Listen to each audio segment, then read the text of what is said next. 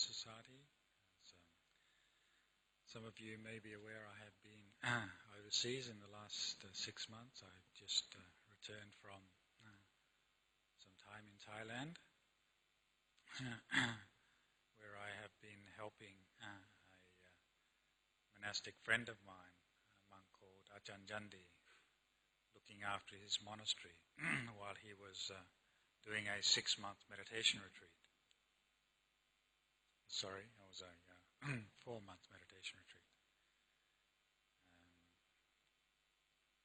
The reason I had to go back to look after his monastery was because of a very old promise that I had made to him. And as someone who's seeking for truth, you have to be very careful of what you say. And if you say something and make a promise, then you have to commit yourself to that. So 14 years ago, I made a promise. 14 years ago, I went with Ajahn Nyanadhammo and 3 other monks to look at a piece of land in Thailand that some lay people wanted to offer to make a monastery. And the 5 of us who went to look at this piece of land, none of us wanted to be an abbot. Because there is a saying in Thailand, if you're an abbot, then you're like a rubbish bin. All the everything that people want to throw away, get rid of, their refuge, they throw into the rubbish bin. So all of us said to the lay people, well, we're quite happy if you want to make this piece of land, which was a very beautiful piece of land, into a monastery. But none of us want to stay here permanently. We still want to go off and wandering. Because Buddhist monks are quite different to the monastic tradition that you may be familiar with, the Christian tradition, where permanency, stability is very important, and even one of their vows. For Buddhist monks, impermanency is very important. And a Buddhist monk is a homeless wanderer, the same with a Buddhist nun. They have no external permanent abiding, but they seek a permanent, stable abiding within. Because one sees the fundamental truth of the external world is to change, so it is unreliable. So one does not seek security in the world, in houses, in jobs, in family connections. When one becomes a monk, one gives that up and becomes a homeless wanderer. So the community of Buddhist monks are homeless wanderers. And so all of us said we want to stay as homeless wanderers, not to settle down and become abbots. But we said, if you make it into a monastery, Ajahn Nyanadhammo offered to stay for the first year there. And the rest of us, the other 4 of us, would go off wandering. And then when he wanted to change, we would come back. And what happened was Ajahn Nyanadhammo stayed there for the first year and we all disappeared. And I went to visit him a while back, last year, when I was in Thailand.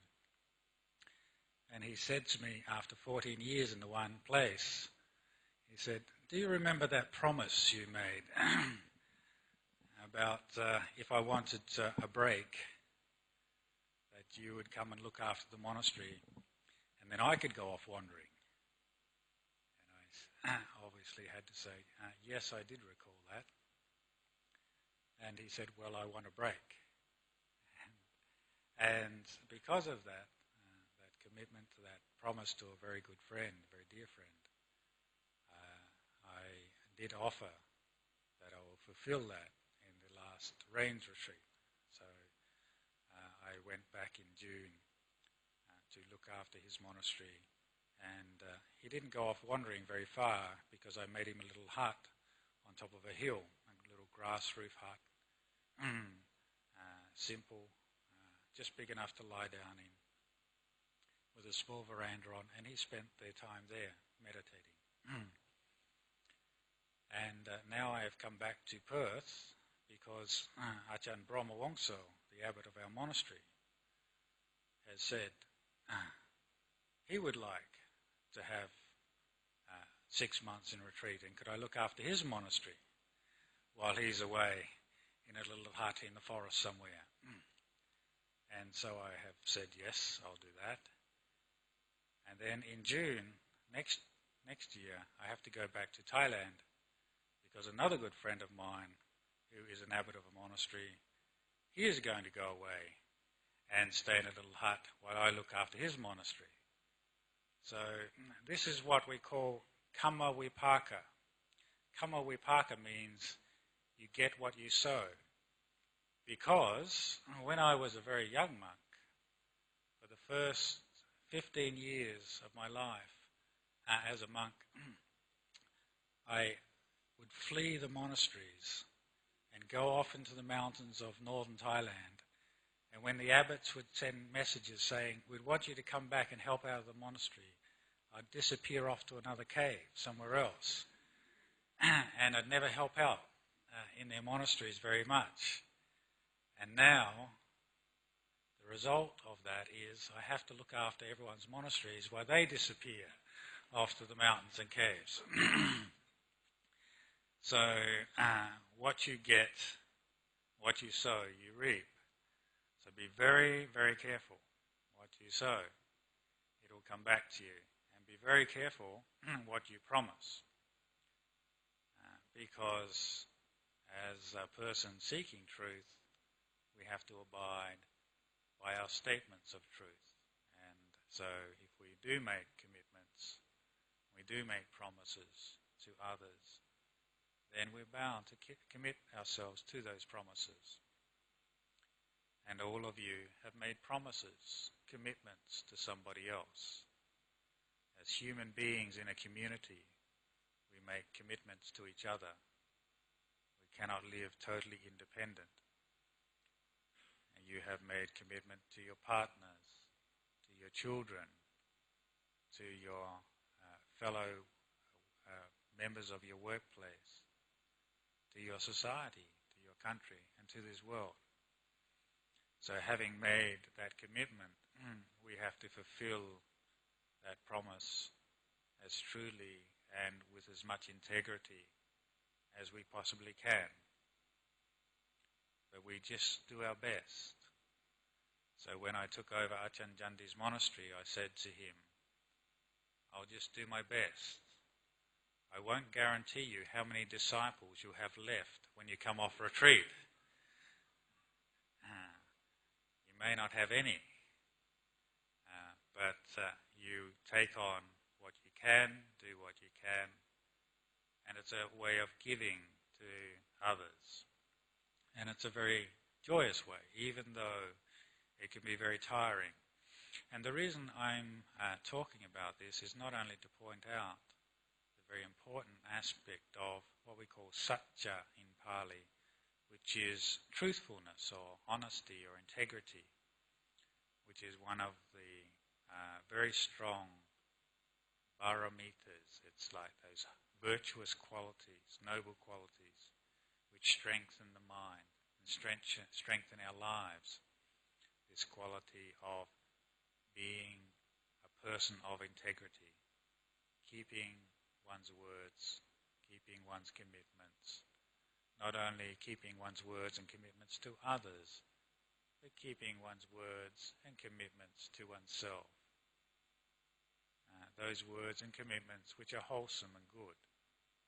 One tries to abide by them, tries to lift one's life up to fulfill those desires, those aspirations, those goals that we have. So we ennoble our minds and rise up to what is good. by being someone who has dedication to truth, dedication to integrity, a person of principles.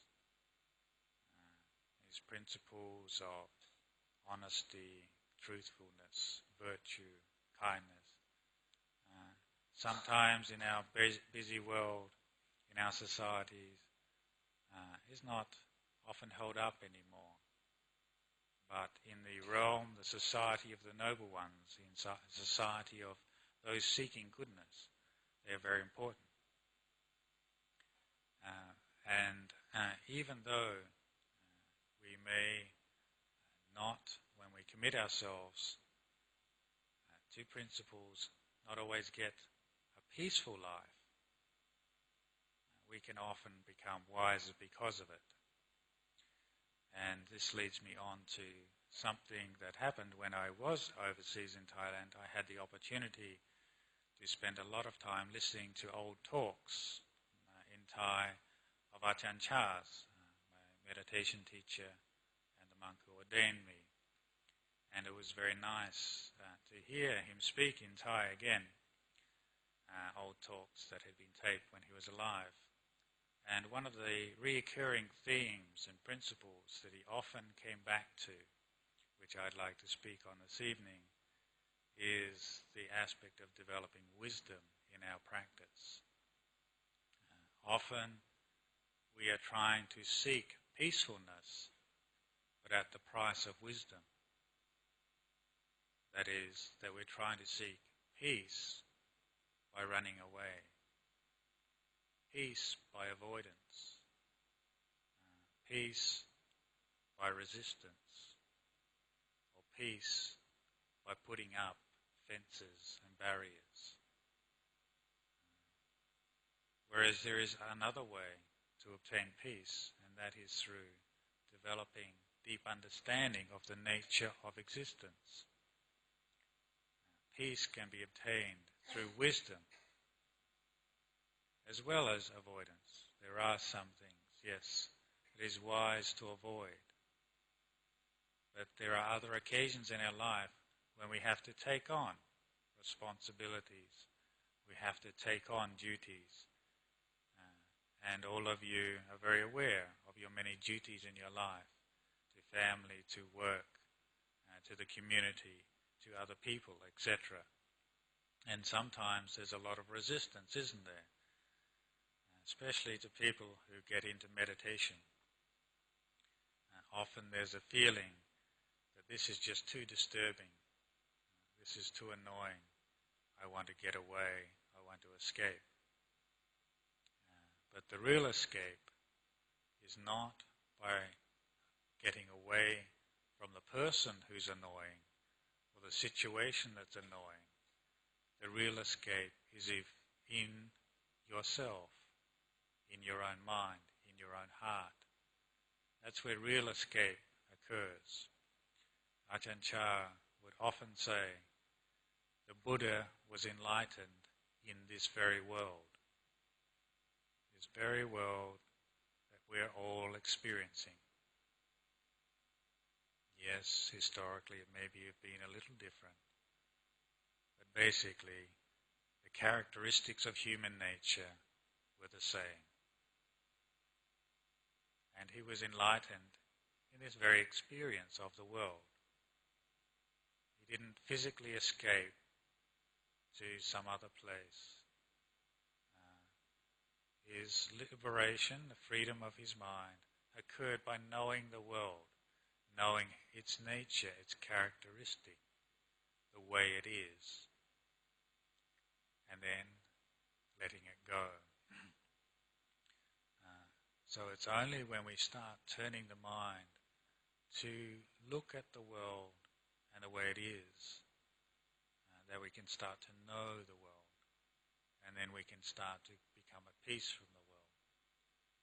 Often when we meet somebody or have to spend time with somebody or deal with somebody we don't like, the natural response is to want to escape, to get away, to avoid, to not come into contact with that person.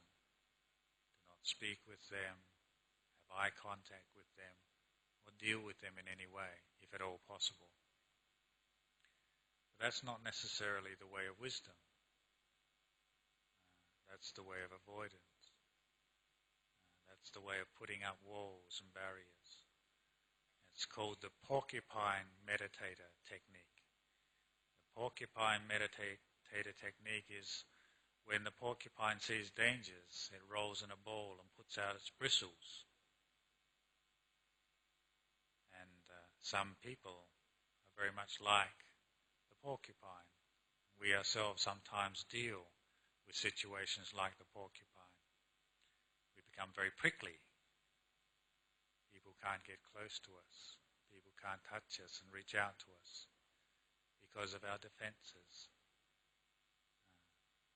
But there is another more skillful way of dealing with more difficult problems, and that is by knowing their characteristics, knowing the situation.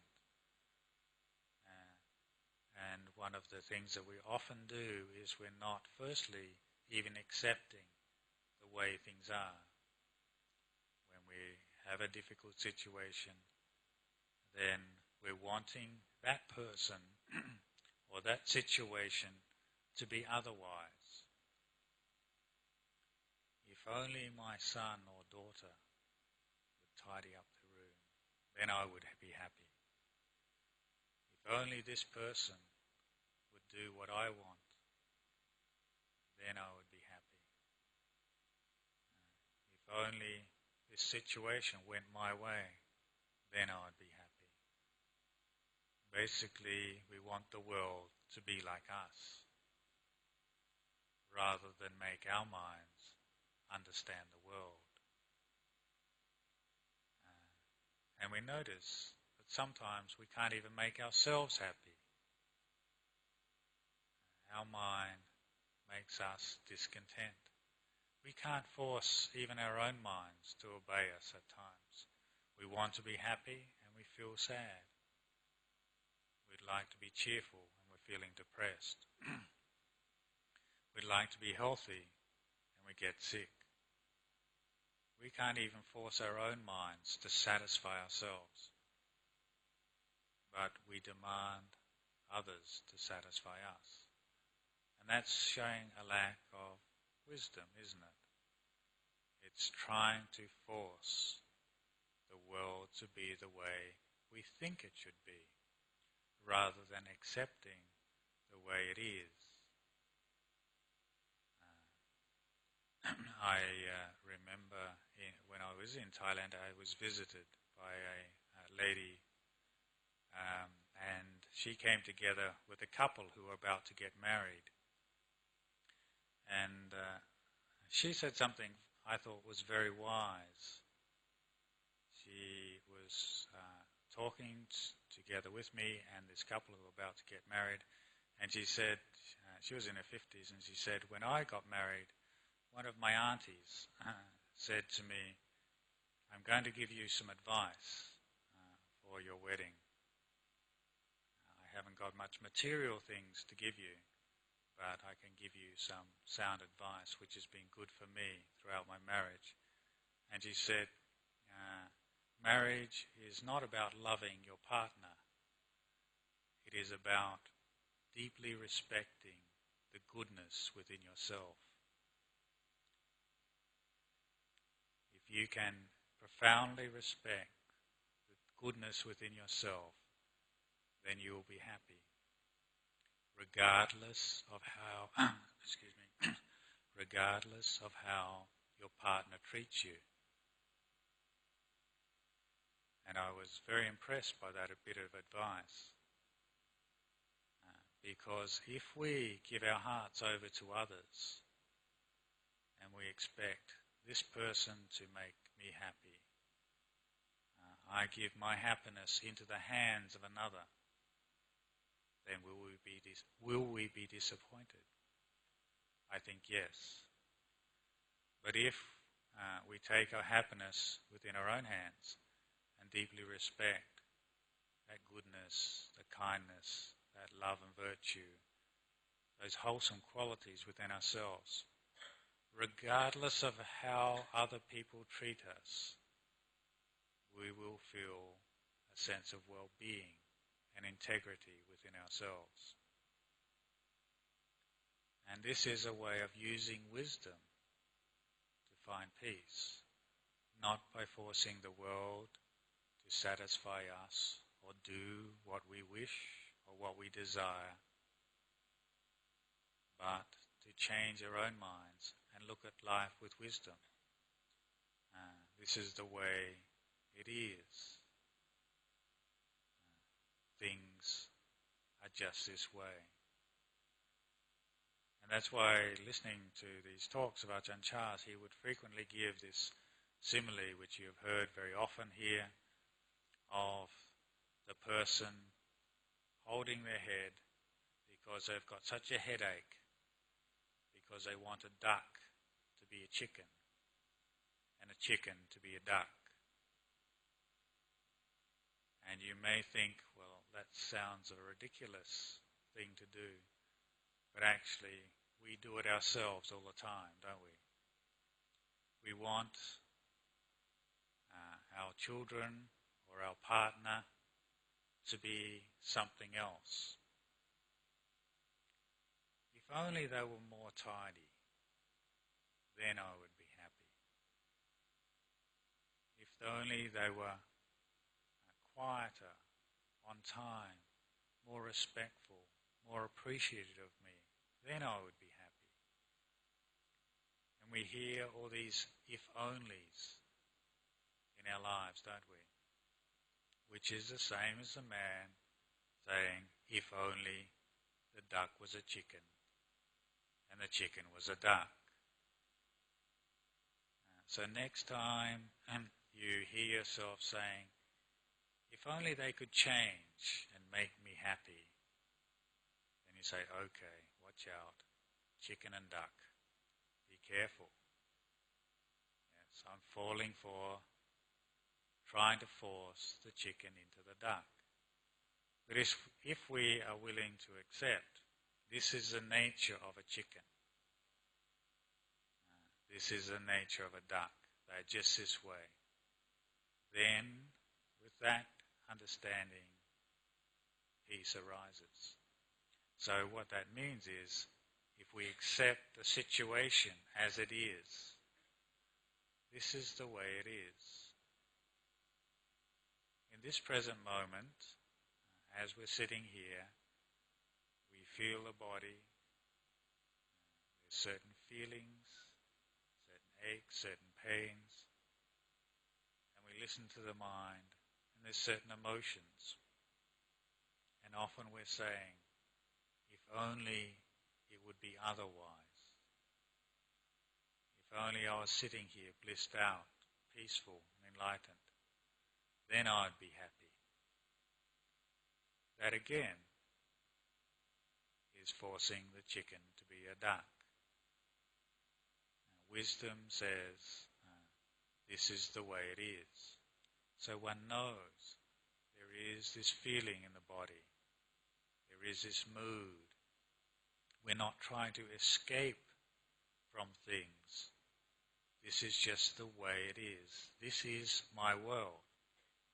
This is the world of experience at the present moment.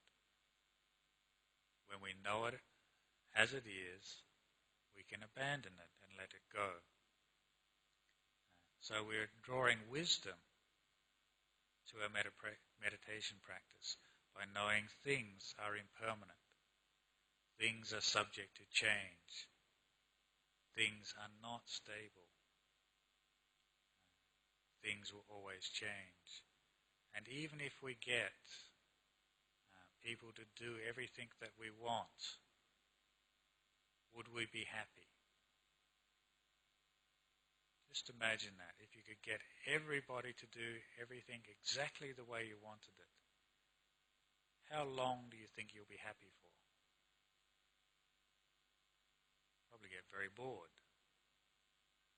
Or your mind will change very quickly. It's just like when we have a very strong desire.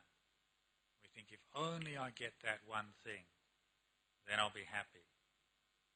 It's like some people when they fall in love, isn't it? They think, if only I can be with that person forevermore, then I'll be happy. And then what happens after 10 years, 20 years, 30 years? It changes. The situation changes, the mind changes, the moods, the feelings, the perceptions completely change. So it's not real.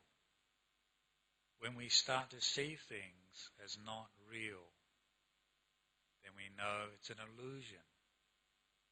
The Buddha compared the world of change and the phenomena in the world that are in constant state of change like the magician's trick. It seems real, but it's a trick. So it's an illusion. Things in life seem very real. Our pain, our suffering, our moods, our emotions, the highs and lows, the comings and goings of life seem very real, seem very important, but they change. And when we see that they're changing all the time, then their reality starts to be called into question. And when we call it into question, then we're able to let go of the illusions. And the way we let go is by dropping everything that's false. If something changes, then it's not really true, because it's not permanent, it's not stable.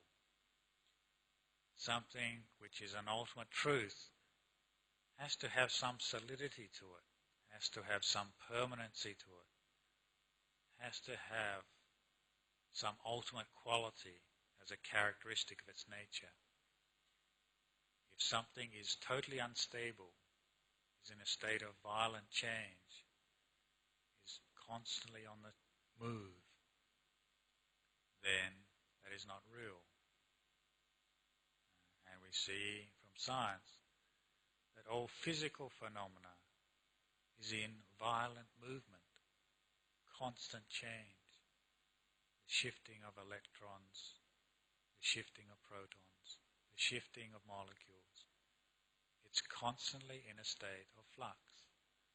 This physical thing that we call self, physical phenomena. And our minds are the same, in a constant state of flux, change, instability, movement. Now when we know that with wisdom, we're not trying to make that still through force, but accepting the way it is, that that's the characteristic of existence. And when we accept the way things are, then we can give up all that's false. For example, negativity and criticism. We can see that that too is in a state of change. Some days people will praise us, and other days will get blamed. Some days people will like us, and others they won't. Some days we'll be greatly appreciated, and some days we won't. So we see that none of this is really true. It's just a state of coming and going. When I was in Thailand, I heard a very nice simile, a story of meditation practice. And it was taken off the internet, even though I wasn't, had nothing to do with computers. Someone brought it along because they'd got it off the internet and they thought it was very nice, and they gave it to me. And it was a story of a farmer who had a very old donkey. And this farmer couldn't use the donkey anymore because it was so old, thin and weak. And the donkey was let loose in the fields. And one day when it was eating in the fields, it wandered and fell down a well, an old disused well in the field. And the neighbours came running to the farmer and said, "Your donkey has fallen in the well." And the farmer went out to the fields and looked down the well and saw the donkey still alive down the bottom of the well. And he thought, this donkey is old and useless to me. And this well is dried up and is also useless to me. I'll kill two birds with one stone, if that's an appropriate simile for a Buddhist monk, by filling in the well. And so he hired the villagers to come and shovel sand down into the well, to fill in the well and at the same time bury the donkey. And as the donkey was at the bottom of the well, the first shovel load of sand fell on its back. And the donkey decided, being stubborn, resistant, it would shake the sand off. And so it wiggled its back, and the sand was shaken off and fell to the ground of the well. And so the donkey stepped up a step. And then the next load of sand fell on the back of the donkey, and the donkey shook it off, and then stepped up another step. And it kept on shaking things off, even though it was being buried alive. Just shook it off and stepped up a step until finally it got beyond the edge of the well and went on to the field and ate the grass. And I thought this was actually a very beautiful simile of life. We all experience difficulties, problems in life. We can let ourselves be buried, to be covered over, to be overcome by those negative experiences, those difficulties, those pains, those hurts. Or we can shake them off. And when we shake them off and abandon them, then we step up. Our minds grow. Our mind becomes more noble. We get higher. And as we grow higher and become more noble, then we get beyond those very things that could have buried us once before, until we escape from the well. And the well is the world.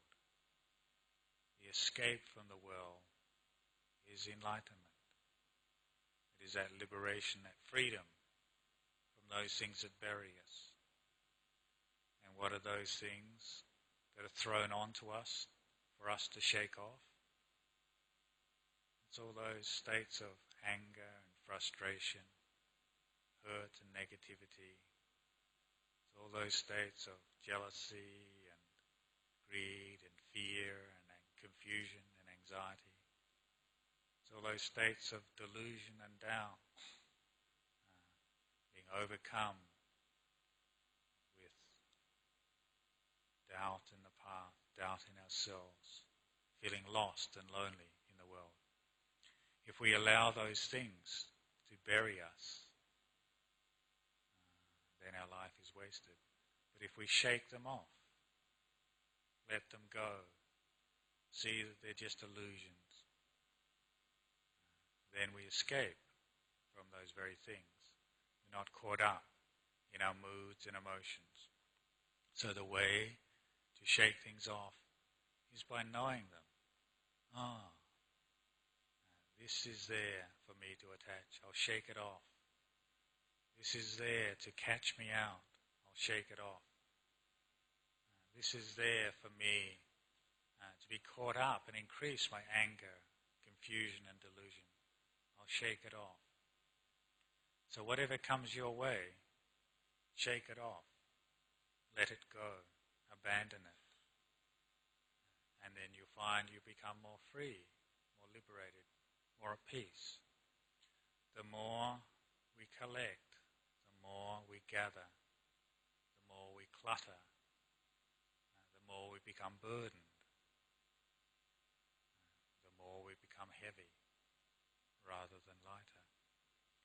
So the Buddhist path is a way of shaking things off, letting go of everything that is false and unreal, because we can only know what is real when we abandon what is false.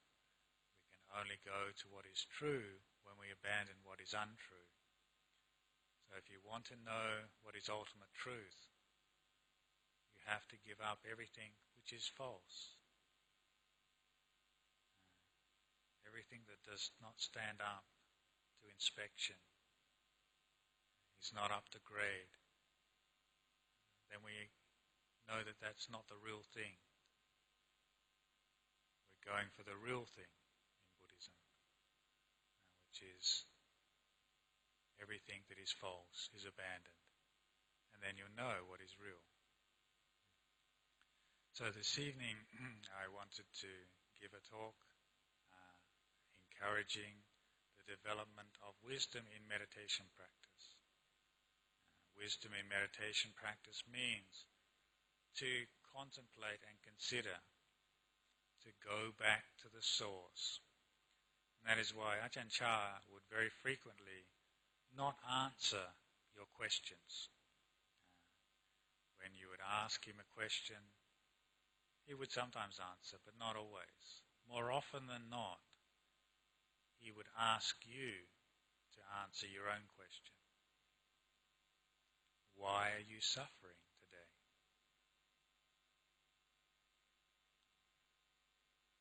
That's a very pertinent question, isn't it? Sometimes we'd ask Ajahn Chah, how should I practice to get beyond suffering? And he would ask, what are you attached to? It is because of the attachment that leads to suffering. So if you want to know why you're discontent, why you're suffering, you have to develop the quality of mind to investigate and contemplate the wisdom faculty of mind, to say, where's this coming from? It's called what we call in Pali, the Buddha talked about yoniso manasikara, means to go back to the source. So if we're suffering, we're unhappy, frustrated, we're discontent, we're upset. Where does that come from? Often we're saying, and this is the way of a worldly person, the source is outside of me. I'm not at fault. They are. I'm not at fault. She or he is. I'm not at fault. The situation is. These things change, then I'll really be happy. It's not true, is it? We all know that even though those situations change, we still can feel discontentment. The real source of suffering is in our own minds. It is because of the seeds of greed, hatred, delusion and confusion. All these unwholesome qualities are there. And it just takes one person to maybe set them off, to start the outflowings of the mind towards negativity and aversion, to critical, analytical, judgmental thinking. And then we get angry and upset. The problems are within. So in the development of investigation back to the source, we're going back and asking, where is this coming from? Why am I discontent? What do I want? And when we start to see what we want, then we're getting closer to the cause of the suffering. It's because we want the world to be otherwise. We want the chicken to be the duck, or the duck to be the chicken. If only it was different, then I would be content. If only if it was otherwise, then the world would be at peace. And that is very common at this particular point in time, where many reasonable people would like there to be world peace, would like there to be harmony amongst humanity. But many people get themselves into deep suffering because it is not the way they wish. Doesn't fulfill the idealism, the noble idealism of the mind. But it is just the way it is. Even though we don't want it to be this way, it is this way. So Buddhism is about looking at the way things are, reality and truth as it is, not how we would like it to be. We are often suffering because we want the world to be the way we like it to be, rather than the way it is. Reality is what we're trying to comprehend, not the ideal. The ideal is in our aspirations and wishes and desires and in our mind. So what we're seeing is, this is the way the world is.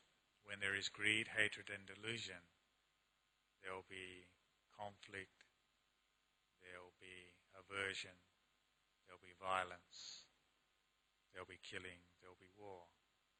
It has been this way, and it is this way, and it will be this way if there is still greed, hatred and delusion in people's minds. What we can do is take personal responsibility for our own minds and see the consequences of when we get upset, desire things that belong to others, or come out of self-centered concern for me, or out of confusion and fear. That does not lead to world peace, does not lead to inner peace within ourselves. That's what we can change. And that's what the Buddhist path is about. Changing this mind. And as we often say, it's better to light a candle than complain about the darkness.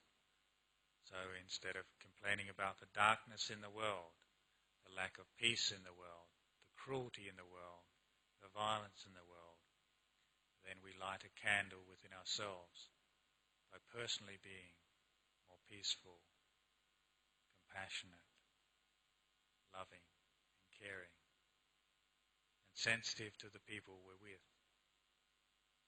and more wise by knowing the world is just this way. What we can change is our own minds. So this evening I wanted to say this short talk, give a short talk this evening, this much. I will stop here, and if there is any questions and what I've spoken of, or any other comments or queries or questions you have on the subject of Buddhism or meditation or anything else, then